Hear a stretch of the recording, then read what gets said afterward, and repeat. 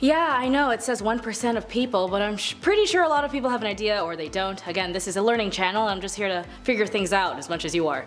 But as long as you're a good person and you're doing your best, that's enough. Unlike these guys though, they really suck. Hi, my name is Jessa, and please let's look together our top 10 evil people from history only 1% of people know about. Number 10, Maximilian Robespierre. It is pretty well known conception when it comes to the French. Riots, protests, and petitions and revolutions are pretty coherent. Every time the citizens of France are pissed off about something, you can guarantee they will be on the streets and ready to go. But when did this start? Well, in 1789, when King Louis XVI needed more money, he failed to raise taxes, and when he had called a meeting with the State General, a man named Maximilian Robespierre came about after he was inspired to become a political advocate for the revolutionary cause. Especially since the fact that he defended the will of the people with such conviction that he was nicknamed the Incorruptible at the time. But as always, when it comes to political leaders, that title can only last for so long. Because the idea and title of being such a sudden spokesperson for the people entered his head, he concluded that those who opposed him also meant opposing the people, which again wasn't true. Just because you're a spokesperson for the people doesn't mean you represent all the people. As political leaders and representatives, your role is to listen to the people even if individually they criticize you. You still need to take into consideration for effective leadership. And although we can get into the deeper details, eventually after hundreds and thousands of people died, and successes of committees and policies, the Republic was still in danger as Maximilian commented on criminals disguising themselves as patriots. In summary, the use of the guillotine was used about 16,594 times, and in the end, victims of the massacres were noted as they were caught in the crossfires of the patriotic bloodshed. In the end, his quasi-dictatorship obsession came to the end when he himself, Maximilian, was also guillotined. Number 9, Beverly Ellet. Like all ordinary people, it all starts with a specific moment in time where a switch is flipped and you no longer see yourself as the bad guy, or if there's a sense of self-awareness, maybe you do know but you just can't stop. In the cases of Beverly Ellet, she was actually always into the idea of taking care of somebody, and when she was young she had the tendency to practice medical stuff, like play a nurse or do gauzes and cast. But it wasn't in a form of, oh I want to learn how to be a nurse, it was more so of like, hey I'm hurt, can you pay attention to me kind of thing. Even to the point the obsession and desperation of being paid attention to would lure her to causing inflictions onto herself and then convince her own doctor to even remove her healthy appendix. She then left school and at 16 took a course in nursing, as this was in 1968, so everyone was just doing things very early on. And as soon as she finished her course, however, she got into a hospital, and in 6 months of hell, specifically over a period of 59 days, she would harm and kill over a dozen children. Every child under her care would suffer from cardiac arrest, chest pains, life support, and insulin overdose. The sad part was, because she was a pediatric nurse, people trusted her fully with their children, thinking she was taking care of their kids, but after staff grew skeptic of another child's death, that's when they found out she had access to drugs and eventually led to her arrest. When she was being interviewed, she apparently laughed, smiled, smirking that she wouldn't go to jail, but justice prevails, and as on May 1993 she was sentenced to life in prison. Number 8, James Patterson Smith. When it comes to toxic relationships, this is an important note that there are sources out there when you don't know if you are in one, and as well as another note, if you feel like the person has to hurt you to love you, I'm going to tell you right now that is not what that is. Find people who care about you, and if it got physical, just call authorities. In the case of Kelly Ann Bates, she was unfortunately groomed by James Patterson Smith when she was just 14 years old. She was babysitting for friends, and Smith had an odd impact on Kelly, but what's more odd was that he was 45 years old. A 45-year-old man was hitting on a 14-year-old. And when Kelly tried to introduce him to her mom, she was livid, and she said, Kelly, this man is bad and not a good man, and hair would actually rise at the back of her mom's neck. She was right. After 4 weeks straight, Kelly would be tormented, harmed, attacked, and be left with injuries so extensive that when they found her drowned body in the bathtub, authorities knew it was something they just haven't seen before, especially how her eyes were gouged out. Prosecutors noted that the trial had, in quote, it was like Smith was trying to deliberately disfigure her, causing her the utmost pain, distress, and degradation. The injuries were not the result of sudden eruption of violence, but a torment that caused over time. They eventually noted that Smith was delusional and had a distorted reality with paranoia and morbid jealousy. It only took the jury only 1 hour to sentence the man to life. Number 7, Basil Zemorov. When it comes to good salesmen, from what I've been told from friends who used to do door-to-door or did retail and require commissions, they always tell me that it's about human connection. And as for Basil Zemorov, he was viewed as a master of bribery and corruption. Considered as the mystery man of Europe, you're looking at the most important people of the time when it comes to influencing the political scene in Europe with his arms deals. On both sides, he would actually sell weapons where he'd be dubbed Merchant of Death. He didn't care which side he was selling to, just as long as he was selling. After all, considering the current times, war is a business. Not even at the expense of civilians or human life as a whole. To men like Basil, they only care about money. Even today, despite his transactions, they remain a mystery as he took up 2 days burning as much evidence as possible. After the First World War, he wanted more money and focused on the conflicts in Greece, where he single-handedly convinced both parties between Venizelos and King Constantine to use his weapons against each other. He was basically playing Sims, but in real life. In the end, his life was shaped by seizing opportunity wherever he could find it, and through his self-serving business dealings, he helped shape the power dynamics of Europe and thus played an instrument part in the history of the continent. Number 6. Brenda Spencer. I Don't Like Mondays is a song by Boomtown Rats and a famous quote by our favorite cat, Garfield. But for the 16-year-old Brenda Spencer, who the song Boomtown Rats is based off of, is one of that's very concerning.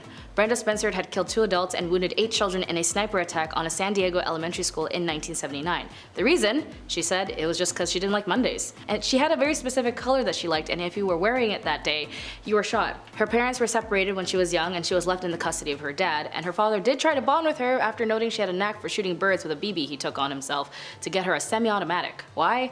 I don't know either. But he could have just taken her to like the mall or something. But apparently, according to Brenda, she said the reason why her dad got her the weapon was because she knew she was depressed and there was rumors that she wanted to take her own life. The morning of the event that took place is when her separated father left home and she was supposed to be at school, but it was noted by her teachers she had no interest in academics. And so she lived next to an elementary school, and when she saw the children and the adults around, that's when she fired.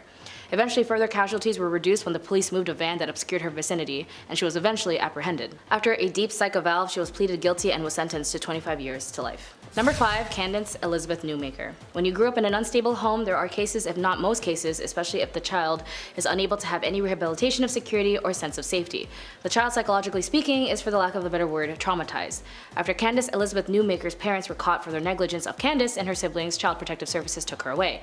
As a result, she was later adopted by a single woman and a pediatric nurse named Jean Elizabeth Newmaker. But after months of adoption, Candace was reacting pretty not good, and she was very aggressive, according to Jean. She even killed her pet goldfish and started playing with matches. Keep in mind, this was all under the allegation of Jean, as she would also give Candace medication and take her to a psychiatrist due to her reckless behavior. In the year 2000, Jean took Candace to a pseudoscientist by the name of Cornell Watkins, who didn't have a license, to do a 2-week intensive attachment therapy program that cost $7,000. She found this so-called psychiatrist from another licensed psychologist named William Goebel. After 2 weeks, Candace died from the so-called rebirthing session, and the goal of this so-called rebirthing required an individual, in this case the child, to mimic a simulate womb covered by flannel sheets and pillows. Candace was held down by 4 adults where she was begging and pleading that she couldn't breathe. She yelled 11 times that she was dying, to which the people involved, named Julie Ponder, said go ahead and die right now, for real. After 20 minutes, Candace threw up, excreted inside the sheet, and despite, they still restrained her. 40 minutes after, they asked her if she wanted to be reborn, and she responded no. They yelled at her that she was a quitter, and at the end of the session she realized that she was motionless, her fingertips were blue, and Jean, who was watching the session from another room, took notice and tried to do CPR. They called 911, and when they were able to get a pulse, but eventually Candace died from being brain dead from asphyxia. Considering this was all videotaped, these so-called therapists were sentenced to prison sentences, convicted of reckless child harm.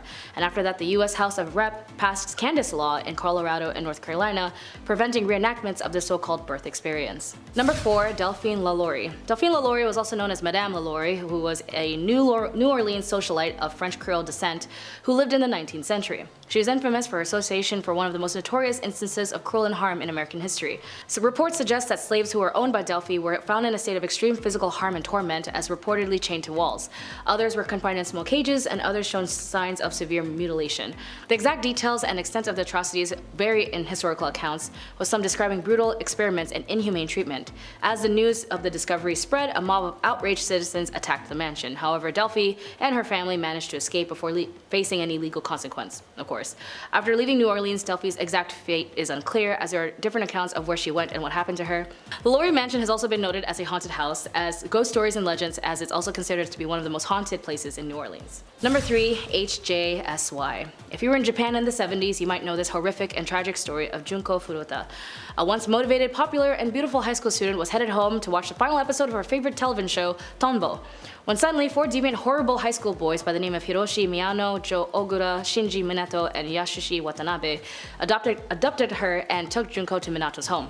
There, they were extremely violent as they violated her and allowed other men to violate her as well.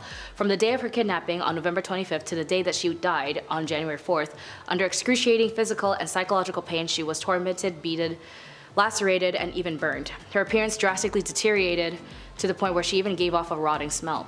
After beating and dropping an iron exercise ball in her stomach several times, burning her with hot candles, and pen on her eyelids, forcing her to drink her own urine. Furuta succumbed to her injuries and she died.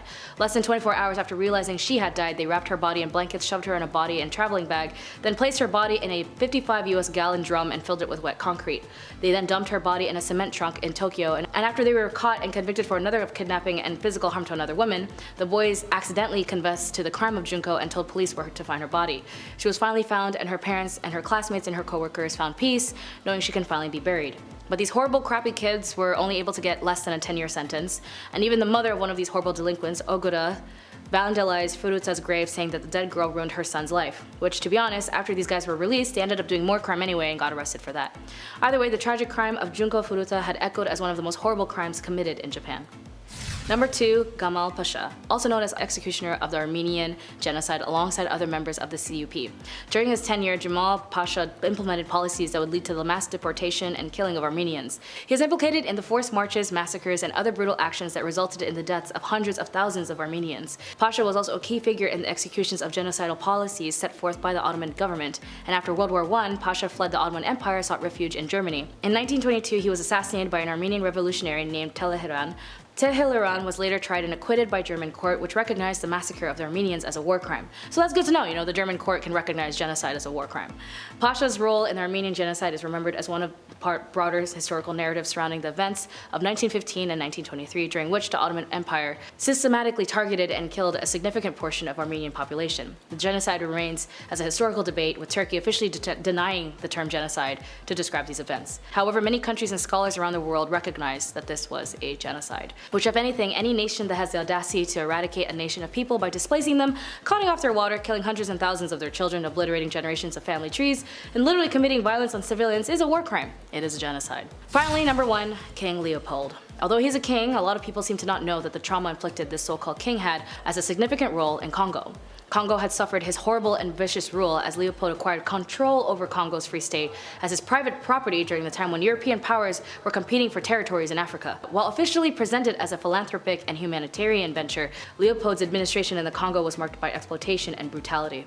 From forcing them by using methods of extracting resources that were often brutal, involving the use of violence, mutilation by cutting off their hands and feet by making them also stare at their lost appendages, and forced labor of the Congolese people. The atrocities committed during this period had been well documented, with the estimates of death toll ranging from several hundred thousands to millions. The harsh exploitations, along with the disease introduced by outsiders, led to significant decline of the people of Congo. Villages were ravaged and families were separated, contributing to the long-lasting impact of Congolese society.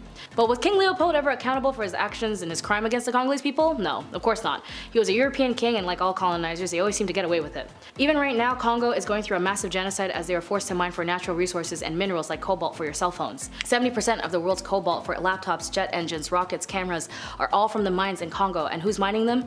Children. In 1996, over 6 million have been killed, and half of them are children. As there are currently 6.9 million people have been displaced, these crimes in Congo since Leopold still remain, and the tech industry are deeply complicit in the injustices in Congo. All in all, there are so many horrible, evil people in the world, but there's also a lot of good ones. After all, you're here and you can 100% do good things. After all, your voice is as impactful as anyone, so do good and die great. That's all for today. Thank you for joining me. My name is Jessa. Be sure to like and subscribe and do a good deed for someone and make the world a little less crappy. Bye!